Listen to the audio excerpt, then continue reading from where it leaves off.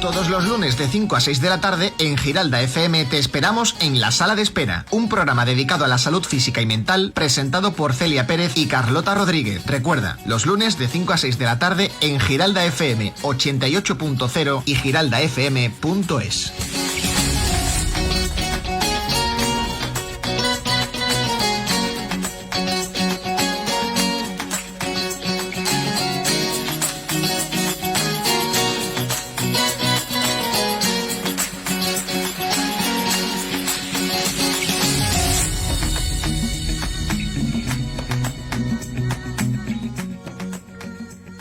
Buenas tardes a todos, bienvenidos a La Sala de Espera. Yo soy Celia Pérez de Ayala y La Sala de Espera es un programa que ya llevamos 3 semanas aquí, ¿no? Abriendo la puerta a expertos y a profesionales para hablar un poquito y saber un poquito sobre la salud mental. Y bueno, qué decir que yo vengo siempre muy bien acompañada y muy bien acompañada de mi copresentadora Carlota Rodríguez Falcón. Muy buenas tardes, Carlota, ¿qué tal? Muy buenas tardes, Celia. Pues como siempre, con muchísimas ganas de empezar, ¿no? Que llevamos 3 semanas y bueno, ojalá sea más tiempo, ¿no? Y bueno, y hoy además, como siempre, también tenemos a Sara Dan con nosotros. Muy buenas tardes a todos, hoy estoy súper nerviosa porque tenemos un programa súper interesante que seguro que le va a interesar a todos nuestros oyentes. ¿Y qué tal estáis, chicas? ¿Qué tal la semana? ¿Bien?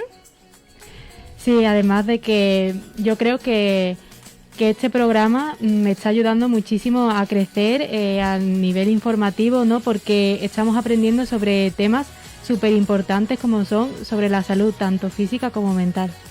Y bueno, desgraciadamente, aunque no haya podido venir nuestra compañera Ángela Porro, por circunstancias personales, sí que estamos, como siempre, muy bien acompañadas. ¿Que sí, Carlota? Sí, y bueno, vamos a tratar una serie de temas y vamos a tener aquí la colaboración de Juan Manuel Núñez, ¿no? Que prefiere Juanma. Sí. Pues sí, hoy contamos con la visita de Juanma. Es un emprendedor, fisioterapeuta y ortopeda de la clínica Airing. Esta clínica, localizada en Sevilla Este, está formada por especialistas traumatólogos especializados en el dolor crónico y en el deporte. Las intervenciones de los fisioterapeutas están basadas en un trabajo bajo la evidencia científica en lo que se combina la educación, el ejercicio terapéutico y las técnicas más actualizadas. La clínica Airing también proporciona otros servicios como son la podología, el pilates terapéutico, readaptación funcional y nutrición. Pues te damos la bienvenida, Juanma, por aparecer en nuestro programa y te damos la bienvenida como siempre. Muy buenas a todos, muchas gracias.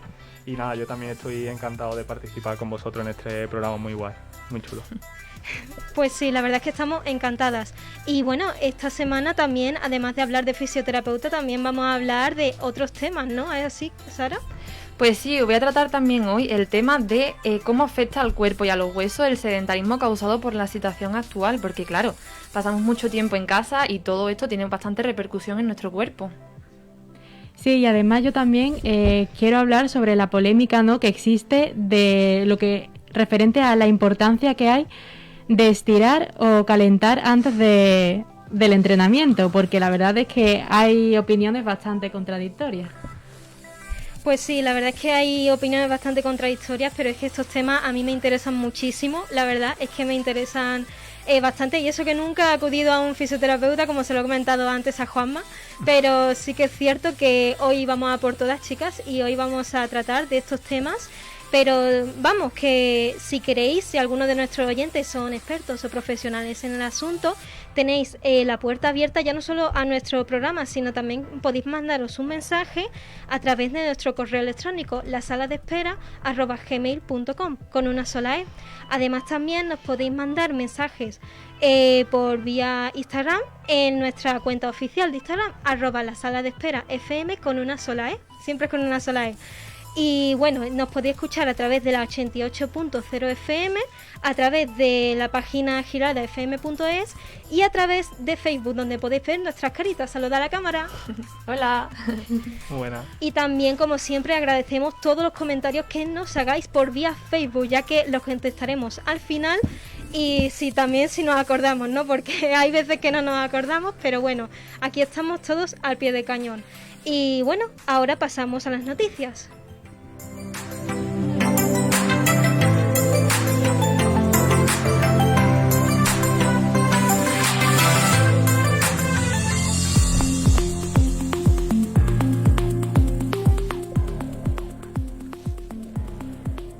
Un ácido grásido presente en el aceite de oliva puede ayudar a combatir la esclerosis múltiple. Según un estudio, el tejido graso de los pacientes diagnosticados por esclerosis múltiple carece de niveles normales de un ácido grásico que se encuentra en niveles elevados, por ejemplo, en el aceite de oliva, carnes, queso y aguacates, entre otros. Esta falta de ácidos conduce a una pérdida de los sensores metabólicos que activan la célula T, que median la respuesta del sistema inmunológico a las enfermedades infecciosas. Sin los efectos supresores de estas células T reguladoras, el sistema inmunológico puede afectar a las células sanas del sistema nervioso central y causar pérdida de visión, dolor, falta de coordinación y otros síntomas debilitantes de la esclerosis múltiple.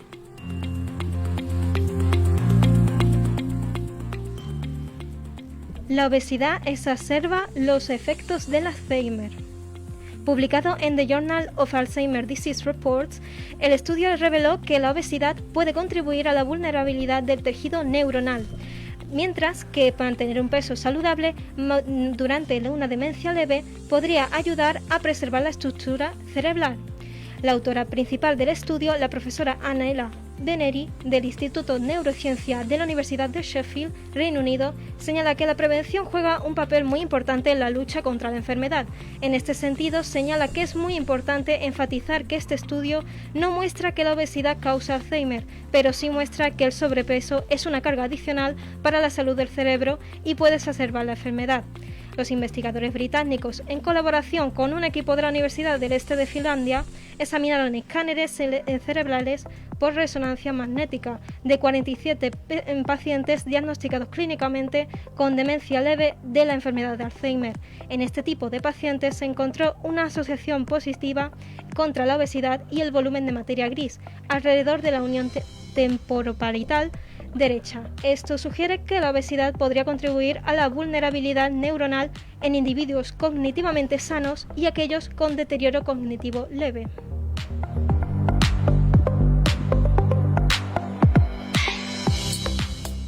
Se cumplen 126 años del descubrimiento de los rayos X. Fue a finales de enero de 1896 cuando el ingeniero alemán Wilhelm Röntgen descubrió los rayos X, causando un gran impacto en la medicina y en la física. Pocos avances científicos han supuesto un cambio tan rápido dentro de la medicina. La radiografía pasó de los laboratorios a su uso generalizado en un tiempo récord, ya que justo un año después del anuncio del descubrimiento, en 1897, la aplicación de las radiografías al diagnóstico y al tratamiento ya formaban parte de la medicina clásica. Este descubrimiento llevó al ingeniero a recibir el Premio Nobel de Física en 1901. A modo de curiosidad, Röntgen llamó a su descubrimiento rayos X porque ignoraba la naturaleza de estos rayos, ya que se percató de que los nuevos rayos parecían pasar a través de numerosos objetos que resultaban opacos a la luz visible, como los libros, pero sin embargo resultaban bloqueados por objetos metálicos. Su uso se extendió rápidamente, dando como resultado lo que se denominaba como retratos de huesos. Finalmente, Röntgen donó todo lo que recibió de su premio Nobel a la universidad y no creó ninguna patente con el objetivo de que todo el mundo pudiera beneficiarse de su gran descubrimiento.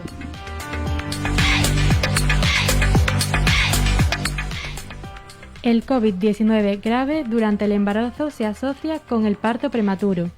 Las mujeres embarazadas que han tenido síntomas graves de COVID-19 tenían un mayor riesgo de complicaciones durante y después del embarazo.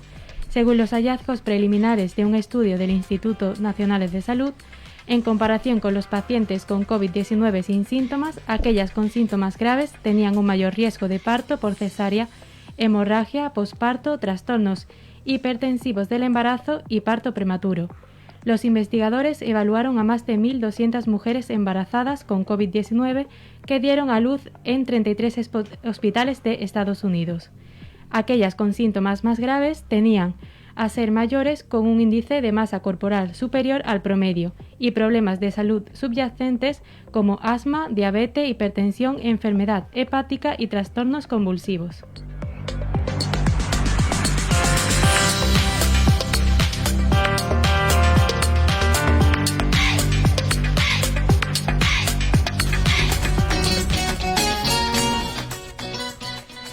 Bueno, nada, chicas, la verdad es que unas noticias bastante interesantes y de que dan mucho que hablar. Bueno, felicitarle el cumpleaños a los rayos X, ¿no?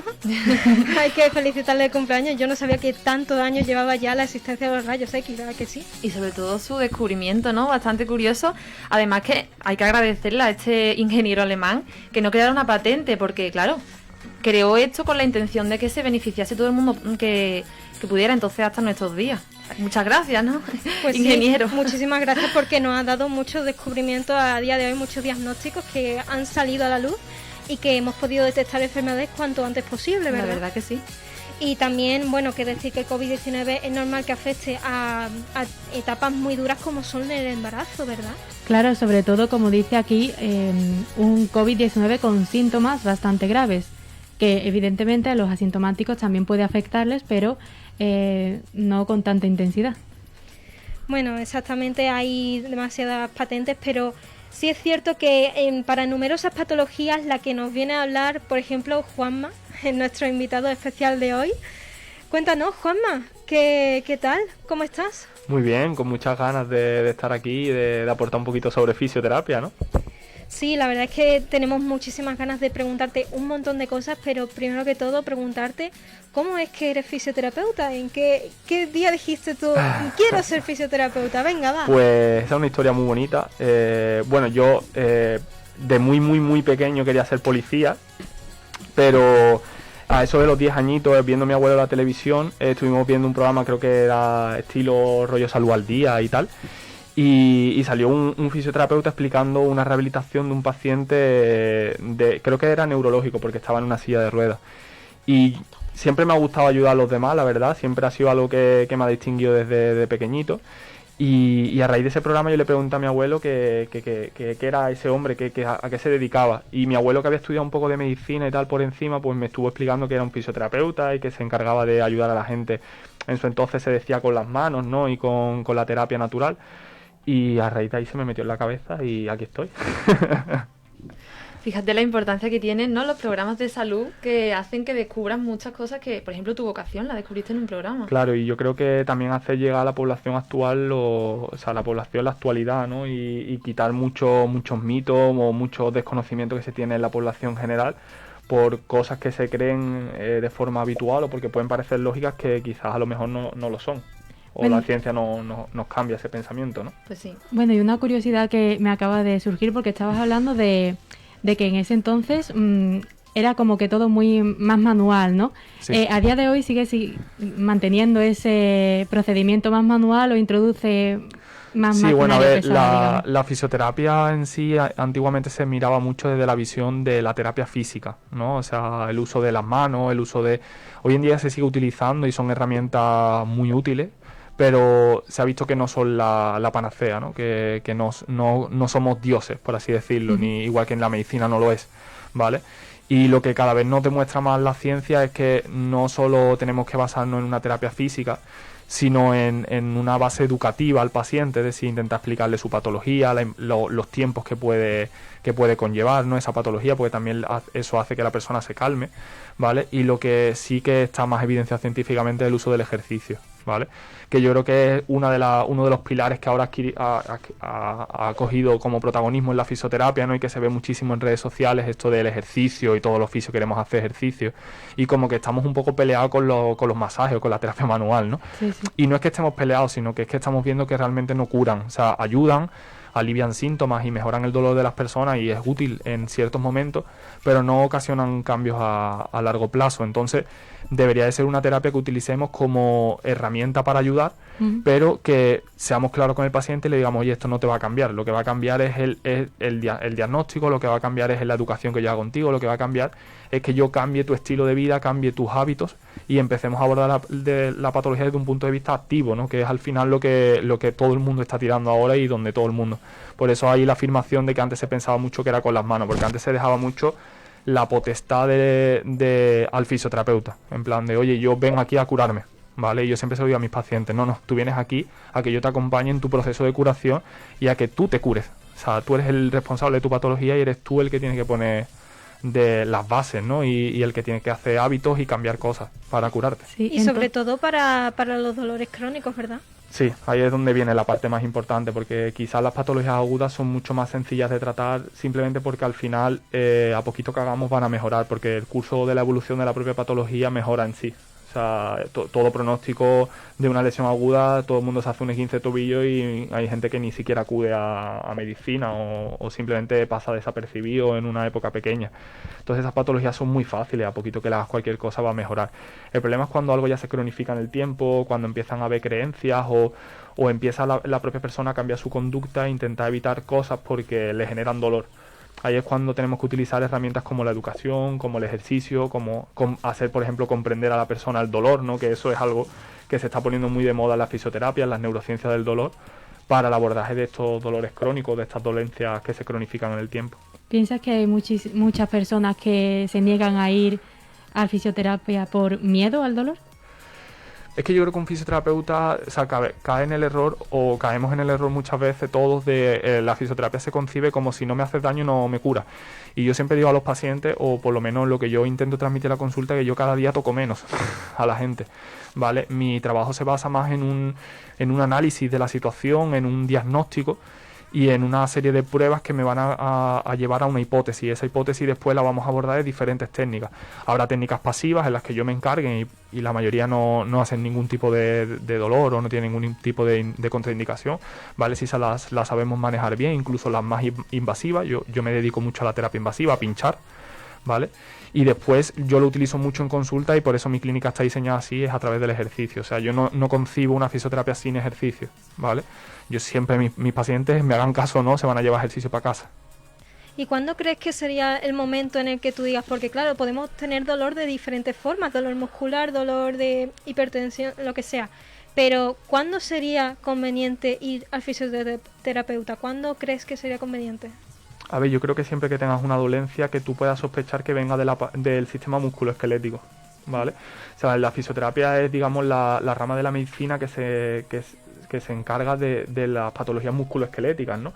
Y yo creo que debería ser incluso como la primera base, porque además se está utilizando como la primera base casi a día de hoy, sobre todo en países más del norte y si nos vamos un poquito más al norte de España, el fisioterapeuta es como tu médico de cabecera, o sea, te duele cualquier cosa y tú lo primero que vas a tu fisio. Y muchas veces somos los propios fisios los que derivamos a médicos, ¿sabes? Porque, vamos, el otro día, por ejemplo, tuvo mi compañera Cristina, un caso de una paciente que tenía un dolor raro y al final resultó ser un cáncer, ¿vale? O sea, claro, hasta ahí podemos llegar, o sea, y esa paciente acudió a ti, o sea, acude a nosotros porque tiene un dolor y ya está, ¿sabes? Y ahí tienes que saber tú oye, espérate, este dolor no me cuadra, este dolor por aquí no va, ¿vale? O por mis conocimientos no va, voy a ser ético y voy a derivar. ¿Vale? Entonces, ¿cómo podrías definir o explicar, digamos, tus primeros tratos cuando viene un nuevo cliente? Yo ahí siempre hago una historia clínica, ¿vale? Y yo le dedico mucha importancia a esa historia porque además, prácticamente la primera consulta yo puedo perder tranquilamente 40 minutos en escuchar al paciente, en sentarme con él, en hablar, porque yo no solo tengo que conocer si hay un problema físico, porque muchas veces el dolor no tiene por qué ser físico, ¿vale? Que haces un poco de psicólogo también. No, simplemente, sí, no, o sea, es que yo pienso que el cuerpo humano es un todo, o sea, no hablamos de un hombro, o sea, a mí me vienen hombros, me vienen rodillas, y una espalda, pero es que el cuerpo humano no es un todo, o sea, yo al final estoy tratando a Fernando, estoy tratando a Francisca, estoy tratando a quien sea, ¿vale? Y esa persona tiene unos pensamientos, unas creencias, unas preocupaciones, unos miedos. Entonces yo tengo que saber descifrar un poco todo eso. Es decir, yo cuando viene un paciente le pregunto cómo es su dolor, obviamente. Intento averiguar cómo le duele, por qué le duele, cada característica del dolor, porque eso me va a ir guiando hacia si es un dolor más del tejido, si es un dolor más del nervio, si es un dolor que puede ser crónico y no tener por qué tener tanta relación con el tejido, ¿vale?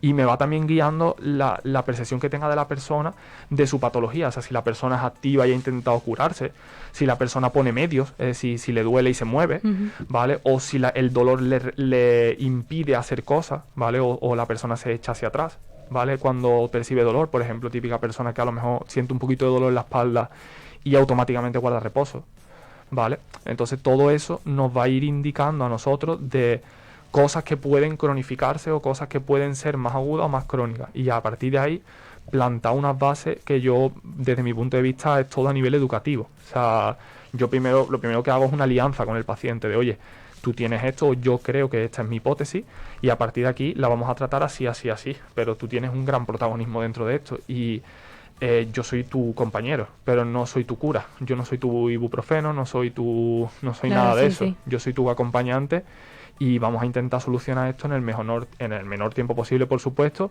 lo más económico posible, pero siempre desde con tu parte activa, si no yo no puedo hacer nada, yo tengo pacientes que por desgracia sin ellos no puedo curarles.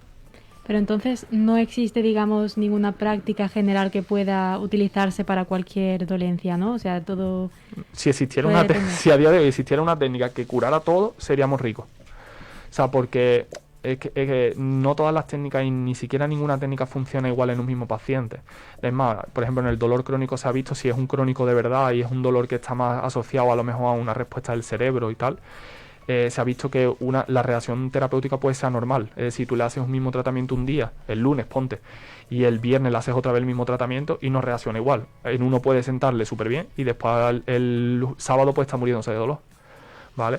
Y es porque quizás el dolor no tenga nada que ver con el tejido, sino que es una respuesta de sus cerebros de defensa, ¿vale? Por ejemplo, un dolor que sea memoria, por ejemplo, o un dolor nociplástico que se llama, ¿vale? Un dolor por procesamiento, que el cerebro tenga miedo a esa estructura o a mover esa estructura o haya cogido fobia a ciertos movimientos y refleje dolor como mecanismo de protección, porque el dolor es una protección al fin y al cabo. Por lo que el estado de ánimo también puede afectarle bastante en ese proceso de rehabilitación, ¿no? Muchísimo, vamos, hasta el punto de que, por ejemplo, ahora con el tema del COVID y tal, yo que es verdad que mi componente en la clínica quizás sea más de patologías crónicas y ya me van buscando un poquito más por ese ámbito y por el ámbito deportivo, se ve muy agravado los pacientes de dolor crónico, es decir, el estado de ánimo, la falta de la preocupación, la incertidumbre en el día a día, ¿no? El qué va a pasar mañana, si mañana nos van a confinar o no nos van a confinar. Sí.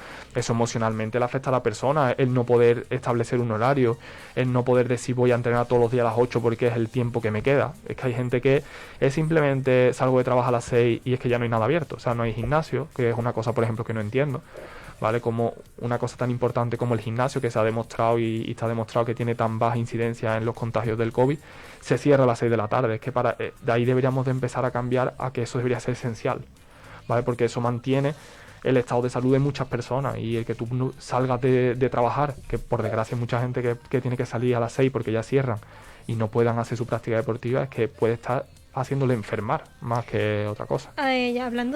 Recordando el tema de la semana pasada de psicología con Ana Nevado, también hablamos sobre la ansiedad y de cómo tratarlo, porque hay gente también que se pone enferma de ya no de patología de fisioterapia, pero sí de ansiedad, que no puede estar en casa. A mí me pasó cuando estuve en casa y que tenía que ir al gimnasio y que no podía, que tenía que moverme, que no... Y claro, la gente, como tú bien dices, puede llegar a enfermar. Claro, y es que efectivamente la parte psíquica o la parte emocional de una persona está muy relacionada con su cuerpo. Claro. El cerebro, la única forma que tiene de manifestarse es a través del cuerpo, ¿no? Entonces, hay muchas patologías que son psicosomáticas, ¿no? Que tienen un gran componente psicológico y que está estudiado a través de resonancias funcionales, que son resonancias que miden la actividad cerebral durante una acción, ¿vale? Está muy relacionado, por ejemplo, paciente de fibromialgia, ¿vale? Que es un paciente que es bastante complejo dentro del dolor crónico. Se ve como una persona, por ejemplo, control, por así decirlo, una persona normal que no tenga un dolor crónico exacerbado en el tiempo, tú le pulsas un dedo, por ejemplo el dedo de la mano, y se activa el área de sensibilidad de la zona en el cerebro de ese dedo. Sin embargo, en un paciente de fibromialgia tú le activas esa zona y se activan muchísimas más áreas relacionadas con la emoción, áreas relacionadas con áreas límbicas, emocionales y tal. Entonces ahí ya no partimos de la base de lo complejo que puede llegar a ser un problema de salud. Es que el ser humano antes lo veíamos como un coche y ahora lo tenemos que ver más como algo muchísimo más complejo. Yo lo intento hacer como diferenciarlo de un coche más a un ordenador, que es capaz incluso hasta de activar cosas sin que nosotros seamos conscientes. ¿Vale? Es algo muchísimo más complejo que un coche. No, antes veíamos el ser humano como, vale, tú tienes un hombro roto, pues yo te hago 4 cosas, cambio tu hombro, por así decirlo, y se cura, ¿vale? Hoy en día sabemos que no. Vamos, yo he llegado a curar pacientes sin prácticamente tocarlos, ¿vale? Simplemente tranquilizándolos, quitándole miedos y diciéndole, muévete, ¿vale? Muévete, vamos a movernos, pero a movernos con un sentido. Y 2 sesiones y decirte a la persona, después de 23 años de dolor, llevo una semana sin que me duela nada, ¿sabes? Entonces ahí te das cuenta que el cuerpo humano es muy complejo.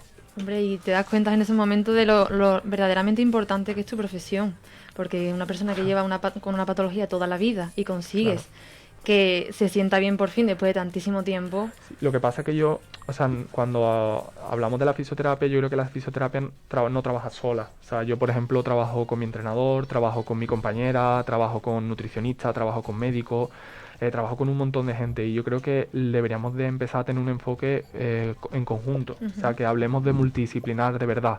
O sea, que seamos capaces de no mirar a una persona como le digo yo, con los prismáticos de cada profesión, sino ver a una persona como esa persona, ser empático realmente. O sea, si tú a mí me vinieras a la consulta, Sara, yo te vería como Sara, no te vería como un hombro o no te vería como una espalda.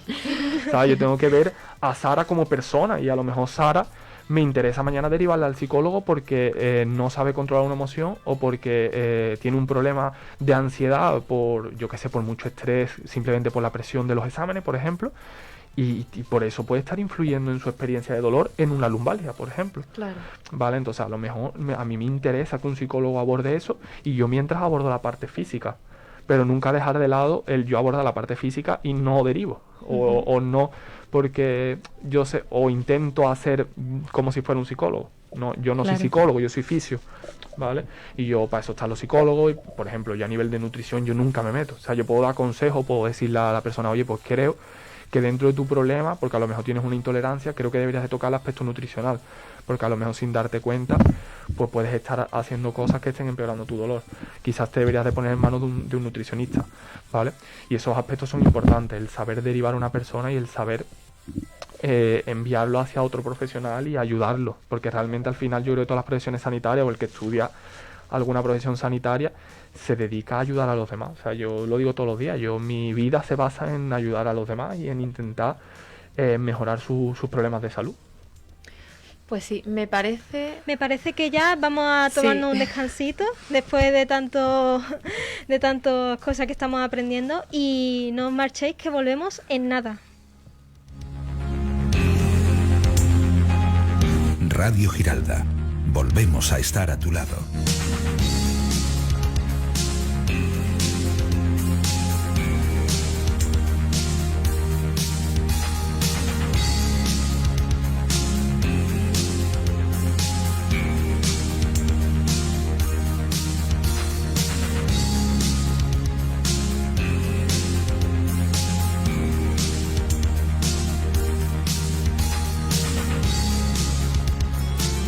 Escuchas Radio Giralda y en nada volvemos tras esta pausa con nuestros patrocinadores.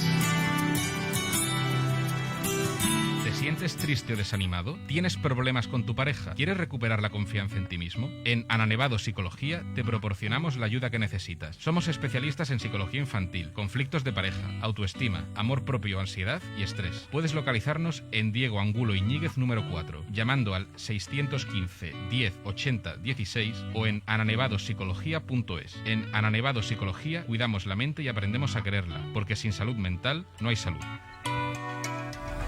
¿Dolor? ¿Lesión muscular? En IRIM te proporcionamos los mejores tratamientos a manos de nuestros especialistas. Contamos con servicios de fisioterapia, podología, nutrición, pilates terapéutico y readaptación funcional. Nos formamos continuamente en las terapias más eficaces, la experiencia en el sector profesional y en el uso de la última tecnología. Puedes localizarnos en calle Cueva del Gato 6, local 15, en el 955 09 74 34 o en irim.es. ¿Necesitas un cambio en tu vida y sentirte mejor contigo mismo? Pues te esperamos en NutriKenny. Ofrecemos un asesoramiento personalizado adaptado a cada tipo de persona y objetivo. Perder peso, tratamiento de patologías, educación nutricional y nutrición en embarazo, además de la deportiva. Estamos en la avenida Aeronáutica número 10, edificio Helios, número 7, planta séptima, consulta 3. Llámanos al 665 14 30 36. Más información en nutrikenny.com.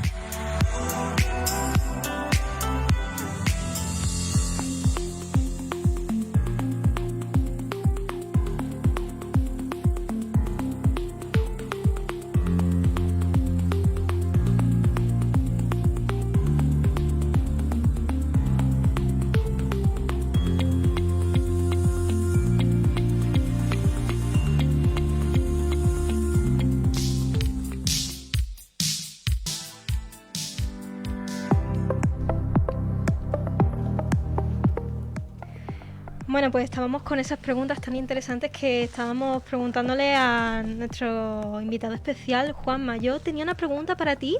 Cuéntame. ¿Cuáles crees que son las dolencias físicas? Porque hemos hablado de que las físicas se relacionan con las psicológicas y demás, pero las dolencias físicas más generales que sueles ver en un paciente, ¿cuáles son? Pues, difícil, ¿eh? Hay bastantes, pero las más comunes yo creo que son el típico dolor de espalda, ¿vale? Sea de la forma que sea, a nivel cervical, a nivel dorsal, lumbar. Sobre todo lumbar, que es la que más está estudiada, o sea, lumbalgias hay un montón, ¿vale? Y además de muchísimos tipos, las lumbalgias podríamos estar aquí 7 programas hablando de eso, porque hay muchísimos dolores lumbar y zonas que reflejan en la zona lumbar y un montón de cosas. Y yo creo que es una de las potentes. Y después... patologías como por ejemplo la fibromialgia, la fatiga crónica, la migraña, o sea, todo eso son patologías que parecen que no están, pero que son súper frecuentes. O sea, yo creo que rondaban en los estudios científicos de un 20% de la población hablaban, o sea, bastante. Y Juanma, me surge a mí una pregunta, porque nosotros somos estudiantes, sí. Estamos en tercero de periodismo, como ya hemos comentado varias veces, y nosotras pasamos mucho tiempo sentadas en nuestra mesa, sí. Con la espalda, que a lo mejor no la situamos en la mejor postura, con la mesa, el ordenador, muchas veces, sobre todo ahora con las clases online, mucho tiempo mirando las pantallas. Y claro, sufrimos mucho de espalda. Yo, por ejemplo, he ido varias veces al fisio porque me duele muchísimo la espalda por la zona de aquí. Entonces, ¿qué nos recomendarías a nosotros los estudiantes para que no llegáramos a este punto de tanto dolor de espalda? Bueno, yo lo primero... Ahí ya mencionaríamos a algún autor, ¿no?, que hablaría de frases así chulas del fisio, que es que no hay ninguna postura mala, sino el mantenimiento de la misma, ¿vale? O sea, el ser humano no enferma porque tengas una mala postura. O sea, tú puedes estar en cualquier postura y no tienes si estás bien y físicamente estás bien, no tienes por qué sufrir patología. El tema está en que al final el que tú te mantengas así 10 horas, ¿vale?, hace que tu cuerpo mantenga una musculatura para que tú te mantengas ahí, ¿vale?, en esa posición. Vamos a reducirlo al absurdo. Si tú tuvieras un brazo levantado, ¿vale?, el hombro levantado, 10 horas, pues lo normal sería que todos pensáramos de, oye, me duele el hombro izquierdo, ¿no? Porque lo que te está diciendo tu cerebro es, bájame el brazo, ¿vale? Pues lo que te dice tu cerebro realmente es, oye, deja de estar en esa postura, ¿vale?, que no me está gustando, ¿vale? Entonces lo que te pide es que te muevas. ¿Qué tips podría decir o podríamos dar para la gente que nos está escuchando, que también se dedica a temas de ordenador y tal, para prevenir, ¿no?, esos dolores generalizados de espalda, músculo esquelético? Pues yo creo que no mantengan la postura mucho tiempo, cambia, ¿vale? Yo a mis pacientes le pongo la manía o le hago la manía de ponerse una alarma cada hora y que vayan cambiando de postura, ¿vale? Que trabajen de pie, se acostumbren a trabajar de pie, ¿vale? Empresas muy grandes como por ejemplo Google, en Silicon Valley, en sus oficinas principales tiene mesas que tienen doble altura para que la persona cambie su posición ergonómica, ¿vale? Y también, aparte de utilizar silla, cada trabajador tiene pelotas de fútbol, ¿vale? ¿Para qué? Para que la postura sea totalmente diferente, ¿vale? Porque no es lo mismo sentarte en una silla como la que estamos sentados ahora que en un fútbol, por ejemplo, ¿vale? O trabajar de pie, ¿vale? Que es poco común y está guay. Bueno, ¿vale? Pero cuestión de acostumbrarse, ¿no? Claro. Y otro truco es que sean activos, ¿vale? O sea, deberíamos de tomar la salud como algo prioritario y sobre todo el ejercicio físico, ¿vale? Y yo pienso que es algo que deberíamos de hacer todos los días, sin perder ni un día, ¿vale? Ni el día del Señor, ni el domingo. Al fin y al cabo, ¿vale? todos los temas que abundamos en la sala de espera, tanto psicológico, nutricional, fisioterapeuta, yo creo que estos temas forjan una rutina diaria, porque si no, el cuerpo lo nota. Y de hecho también hemos estado bicheando un poquito la página web de la clínica Airim, y sí es cierto que nos genera mucha curiosidad. ¿Qué es? Porque sé que eres fisioterapeuta, pero a lo mejor no lo das. ¿El pilates terapéutico? Bueno, a ver, es que la palabra pilates, tenemos que partir de la base que el pilates fue, digamos, diseñado el método por Johann Pilates, ¿vale? Que es un alemán, que se dedicaba a bailarinas de élite, ¿vale? El pilates es un método, ¿vale? Es un método con 30 y tantas posturas, creo. La verdad es que no, eso te podría hablar con más propiedad mi compañera Cristina, ¿no? Pero pilates se basa en un método de una serie de posturas, pero realmente cuando hablamos de pilates terapéutico es una adaptación de los conceptos de ese método a las personas de calle, ¿vale? Que al final no es más que traducir el ejercicio a una base terapéutica, ¿vale? Si nosotros lo que hacemos es valorar a la persona, valorar qué problemas puede tener, qué debilidades, ¿no? qué músculos pueden tener más débiles y tal, y utilizar el método Pilates o el ejercicio terapéutico para la mejora de su salud, para la mejora de sus dolores, ¿vale? Pero realmente cuando hablamos de Pilates terapéutico, yo creo que todos los profesionales de España que hablamos de Pilates terapéutico, realmente no hacemos Pilates, porque si tuvieras el método Pilates de verdad, o sea, habría posturas que tú no le puedes meter a una persona, vamos, ni de coña. Lo que pasa es que esas posturas se desglosan en muchos pequeños ejercicios, muchas cosas, que al final te dan un resultado que es una batería de ejercicios gigante para abordar un problema de un paciente. Entonces lo que nosotros hacemos es eso. Es de ahí la palabra terapéutico, porque no es Pilates realmente, el Pilates es un entrenamiento para bailarinas de élite.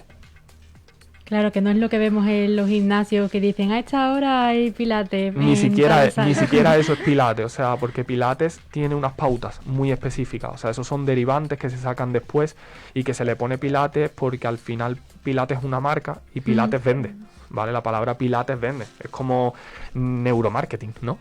Sí, vende, sí. ¿no? Y Pilates vende mucho, pero realmente yo creo que a día de hoy, quitando los entrenadores de deportistas de élite, estilo bailarina y tal, no utilizan el Pilates como se concibe el Pilates, como tú estudias el método Pilates. Utilizan variantes y modificaciones de ese método. Y una pregunta, no sé si sabrás la diferencia, pero ¿existe una gran diferencia entre lo que es el Pilates y el yoga?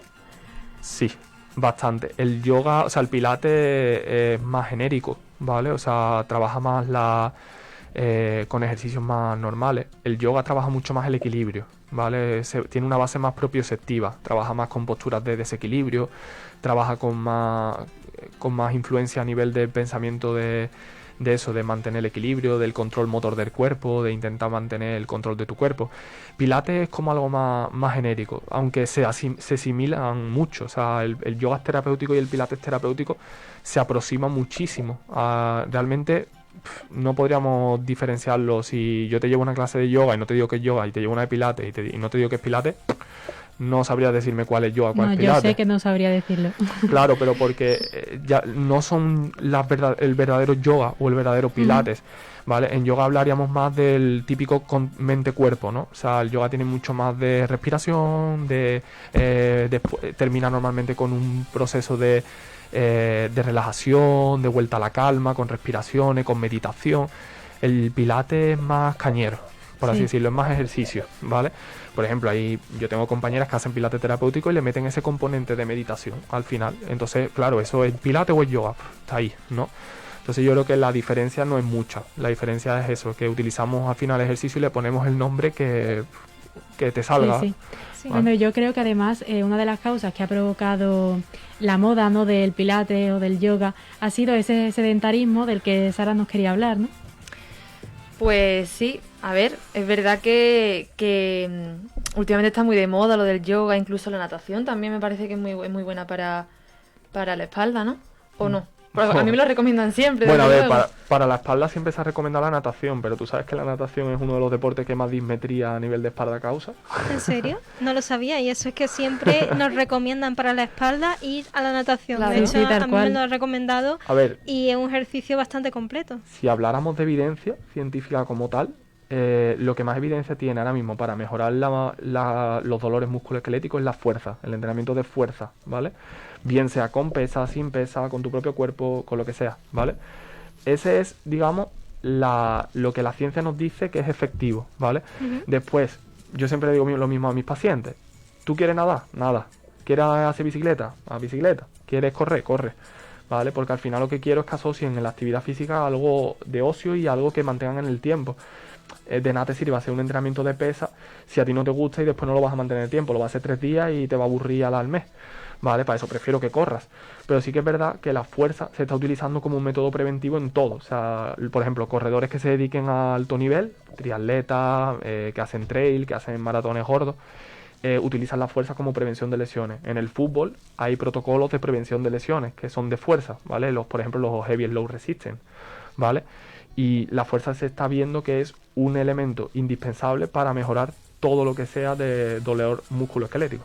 Lo cierto es que es muy curioso todas las preguntas que le hemos podido hacer a nuestro invitado, Y además también se va a quedar hasta el final del programa porque ahora mismo vamos a abordar los temas que han traído mis compañeras, no sin antes incidir en que si queréis saber más sobre acudir a alguna consulta con Juanma, podéis localizar su clínica, Airim, en calle Cueva del Gato, local 15, y llamándole para una consulta al 955 097 434 por si alguna lesión o algún dolor crónico podíais sufrir o podéis padecer.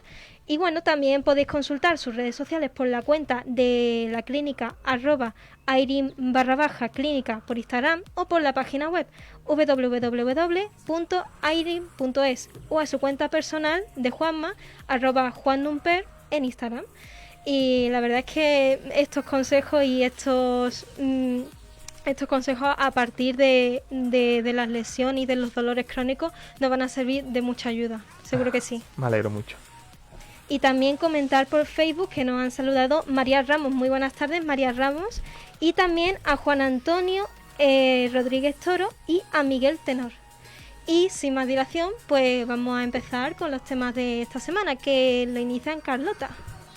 Bueno, como yo estaba comentando, quería hablar sobre ese debate, ¿no?, que hay con la importancia de el estiramiento antes de hacer un deporte, de hacer ejercicio físico, ¿no? Según algunos, los estiramientos no son un mero complemento del entrenamiento, sino que es una parte que es fundamental, porque además de esta forma se consiguen buenos resultados y además pues se previenen lesiones y daños, porque además aumenta, digamos, la flexibilidad y estás preparando al cuerpo para ese deporte de impacto que vas a hacer, como ya sea correr o incluso se puede llevar también no solo en ejercicios de cardio, sino en fuerza, como pesas y tal. Pero hay otras personas que dicen que esto no es así, ¿no? Porque si tú estiras de forma muy, muy prolongada y en un proceso así más bien largo, sí, que no sea dinámico, pues lo único que estás haciendo es como cambiar el músculo y no le estás dando tiempo a que se adapte a ese cambio antes de tú empezar a hacer un deporte. Quería saber qué pensabas respecto a esto. Te voy a decir una frase muy guay de un autor que se llama Adam Meckins, que es uno de los mejores fisioterapeutas, por lo menos para mí, a nivel deportivo, que dice que el estiramiento es una pérdida de tiempo, ¿vale? Vaya. Yo también la leí, cuando la leí la primera vez fue como, vale. A mí nunca me ha gustado estirar, ¿vale? Yo lo admito. No me parece eso, una pérdida de tiempo. Y es verdad, o sea, la ciencia nos ha dicho y nos ha evidenciado ya con bastante fuerza, ¿vale?, que el estiramiento no gana nada, a no ser que tú te pegues 40 minutos por músculo, ¿vale? Cosa que yo creo no se pega a nadie. O sea, el que se pone a estirar, tira 10 minutos y ya está. Y no nos ganamos nada. O sea, no gana rango de movilidad, no varía, no hipertrofias, no elongas, no haces nada, ¿vale? A no ser que tú lo mantengas todos los días 40 minutos por músculo, ¿vale? Entonces, claro, partiendo de esa base, si lo que queremos ganar es flexibilidad, ¿vale? Hay métodos mucho más fáciles y mejores para hacerlo, ¿vale? Y mucho más eficaces. Después también la ciencia nos ha demostrado de que estirar antes de una actividad física puede empeorar el rendimiento deportivo y conllevar a lesión, ¿vale? Uh-huh. ¿Por qué?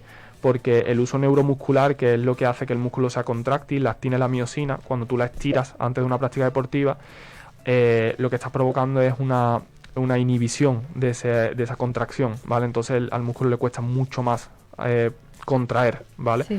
Entonces, claro, se ha visto, por ejemplo, en estudios que cuando tú haces un estiramiento pre-activación, ¿vale?, o pre-ejercicio, el músculo le cuesta mucho más responder, ¿vale? De ahí, por ejemplo, eso se ha estudiado muchísimo en el fútbol, que en nuestro país es el deporte de élite, ¿vale? Y por eso a día de hoy no vas a ver ningún futbolista estirando, ¿vale?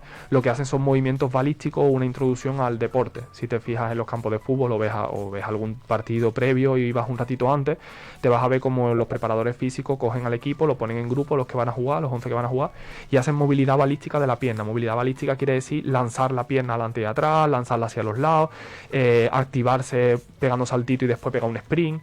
Sí. O sea, lo que buscan es contraer el músculo a altas velocidades para que esté preparado para la actividad, ¿vale? Yo siempre digo lo mismo, estirar antes y después, antes nunca, ¿vale? ¿Por qué? Porque no es beneficioso y tiene riesgo a que te lesiones, ¿vale? Después, si te gusta, hazlo como vuelta a la calma. Si no te gusta, no lo hagas porque no vale para nada, ¿vale? Es curioso, perdona que te interrumpa, de que siempre nos insisten en estirar y que aún así también nos pueden generar lesiones, ¿no? Como tú has dicho. Y bueno, también nos preguntan por Facebook, Miguel Tenor, que si podemos preguntarte a ti, Juanma, si la ciática dura de por vida. No, nada dura de por vida.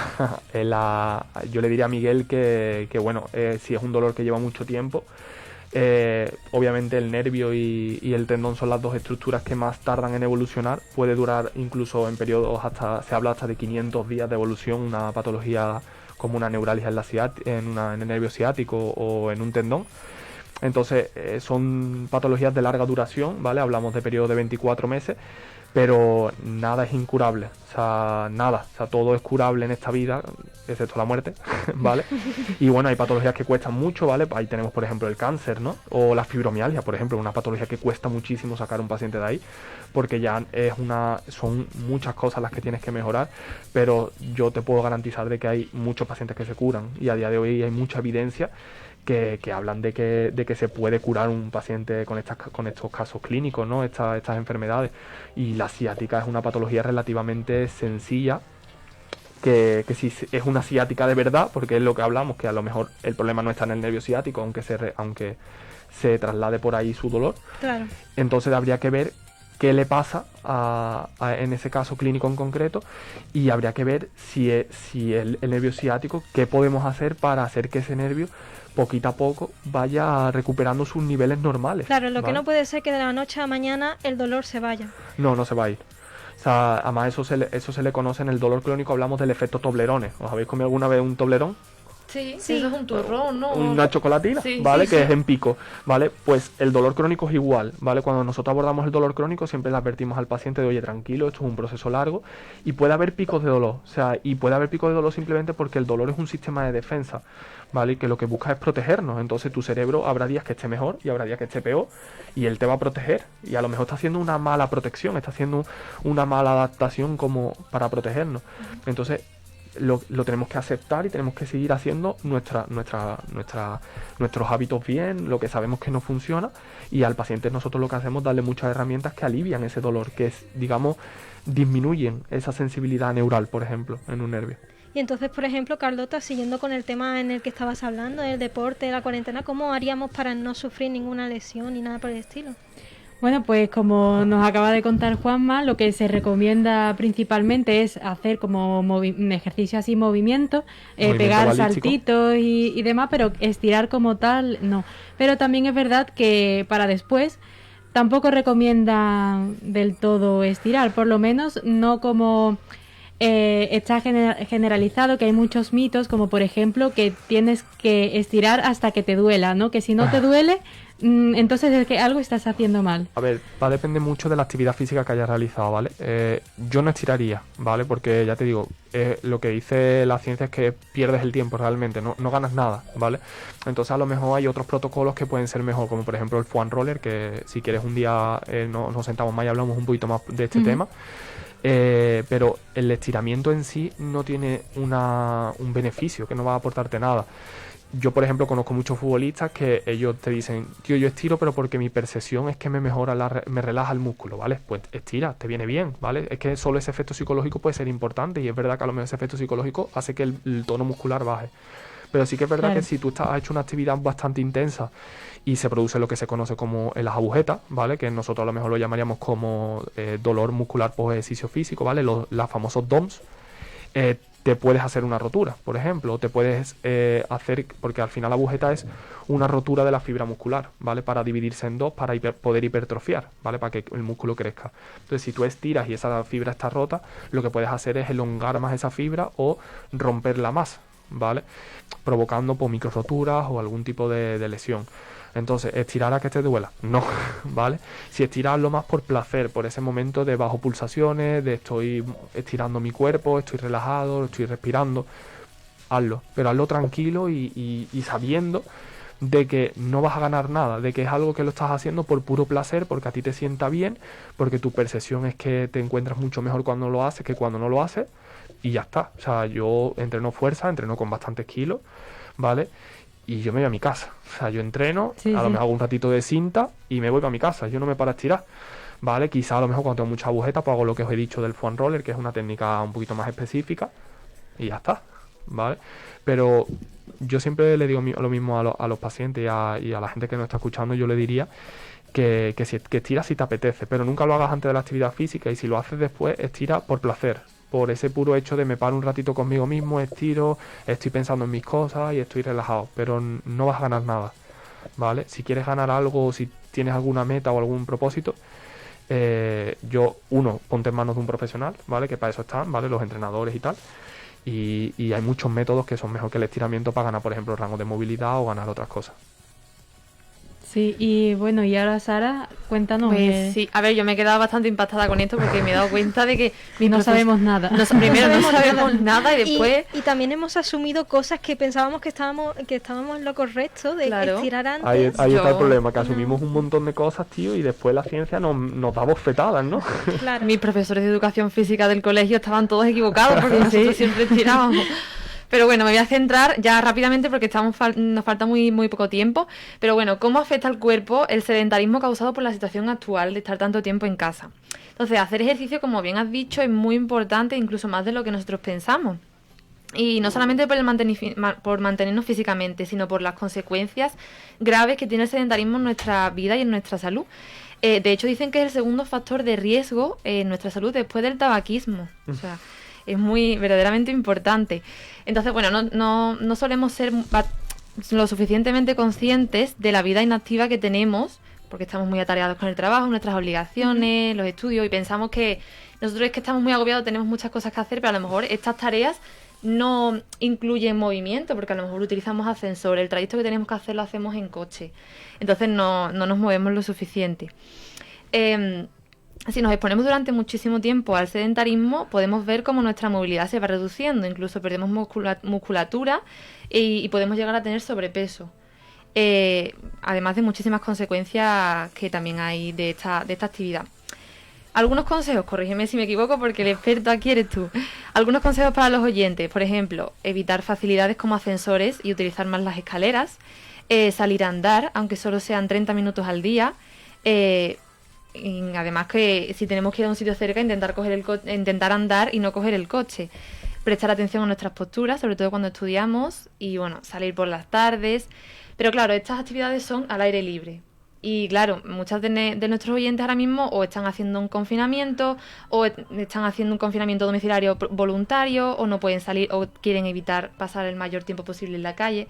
¿Qué tipo de actividades recomiendas para evitar un sedentarismo, ausencia de actividad física y que se puedan hacer dentro de casa? A ver, yo lo primero, siempre le digo a la gente que la actividad física debe ser algo fundamental. Tú te lo tienes que tomar como una prioridad, ¿vale? Si no te lo tomas como una prioridad y lo dejas como algo secundario, no va a cuadrar en tu día. Yo, por ejemplo, tengo muchísimo día a día ocupado y sin embargo hago actividad física, ¿vale? Después, consejo, hay miles de vídeos en YouTube, ¿vale? Lo que sí que asegúrate de que sea de un profesional. ¿Vale? Bueno, y ya estaría el programa de hoy. El programa de hoy ya ha finalizado. Sí, la verdad que nos hemos quedado con muchísimas ganas de más, y también tenemos que agradecerte de buena mano que hayas venido a nuestro programa, porque hemos aprendido un montón de cosas. Muchas gracias a vosotros. Y también hemos corregido cosas que hemos aprendido ya del pasado de educación física del colegio, que nosotros vamos a tener que reñir a nuestros profesores de educación física. Pues dar muchas gracias a Juan Manuel Núñez, que ha estado en nuestro programa, un fisioterapeuta odontólogo, que bueno, que también es fisioterapeuta, es emprendedor, y que también lo podéis encontrar en @airingclínica, que ya hemos dicho Instagram, y @juannumper, que es el Instagram, y la página web de la clínica, que es airing.es. Y nada más, que muchísimas gracias a ti, a Carlota también, Carlota Rodríguez Falcón, y Sara Adán Rodríguez, y también a todos los que a Sara Adán Pérez, y a todos los que nos han comentado por Facebook. Muchísimas gracias a todos y nos vemos hasta la semana que viene.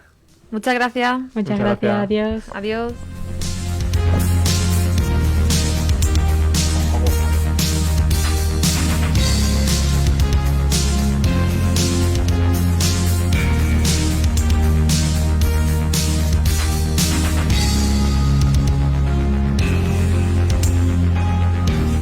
Giralda. Volvemos a estar a tu lado.